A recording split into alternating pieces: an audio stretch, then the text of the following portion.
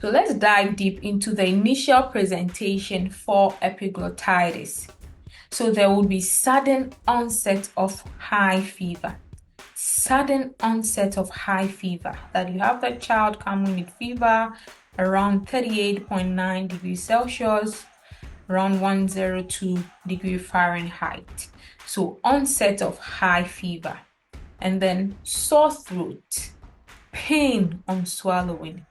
The child is anxious, restless, and you see that this is a sick child, has a toxic appearance. And this position, anytime you hear of epiglottitis, you must remember this position, the tripod position. The airway is getting blocked. So the client is trying as much as possible to get in air. So they assume what we call the tripod position. So they're sitting up there, sitting up like a tripod. So they sit upright, they lean forward, and the mouth is open because they're trying to get in air. So that is the tripod position. So remember fever, remember sore throat, pain on swallowing. The client is so anxious and they are assuming that tripod position. What is the tripod position? Sitting upright, leaning forward, mouth open because my airway is obstructing and I want to get in more air. So with the classic symptoms for epiglottitis, always remember the 4Ds. Always remember the 4Ds for epiglottitis. We've already spoken about the high-grade fever, and that child with a very toxic appearance looks so sick, has severe sore throat. And remember the 4Ds. The 4Ds for epiglottitis. The first D is dysphonia. Dysphonia. They're having changes in their voice. The voice is muffled. That's the client or that child is speaking to you cannot really get what they are saying, and it's more like having some hot potato in your mouth, and you're trying to speak when you have a hot substance in your mouth. So we call that a muffled voice. And anytime you see the hot potato voice, remember epiglottitis. The next D is dysphagia. Dysphagia is difficulty in swallowing.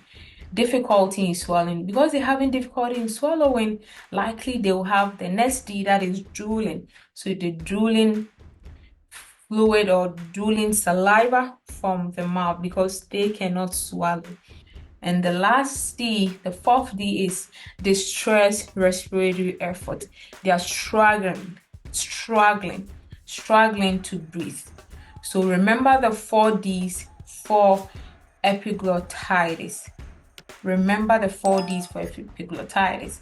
And one may be wondering, so as a safe nurse, how will you pick up? How will I know that this child is in respiratory distress? You realize that they have increase in their respiratory rate, that is tachypnea, they have dyspnea, they are struggling to breathe, and you realize they are using, when you check their chest, you observe their chest, they are using their accessory respiratory muscles to breathe. There will be flaring of their alanesi, and then as they take in some air, you hear some sounds, that is inspiratory stridor. And then they cannot really cough spontaneously as a normal person would do. And you realize that there will be progression of the respiratory distress. So kindly note this, because you should be able to pick up respiratory distress in that child with epiglottitis. And an X-ray comes in handy. An X-ray has a classic appearance. When we do the lateral neck X-ray, you're going to find a soft tissue opacity in the area of the epiglottis, and it will be narrowing the airway. So this is the airway, the dark area, the lucent area, and this white area is the location of the epiglottis. But when it gets inflamed, it widens, that area becomes bigger, and then it will press on the airway. So we call this, anytime we see that X-ray, the lateral neck X-ray for epiglottitis, we call this the thumb sign. So it's more like we have put the thumb, then given some thumbprint.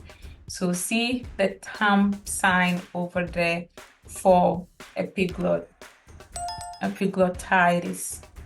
So anytime you see epiglottitis, remember the thumb sign, the classic thumb appearance showing the markedly thickened epiglottis.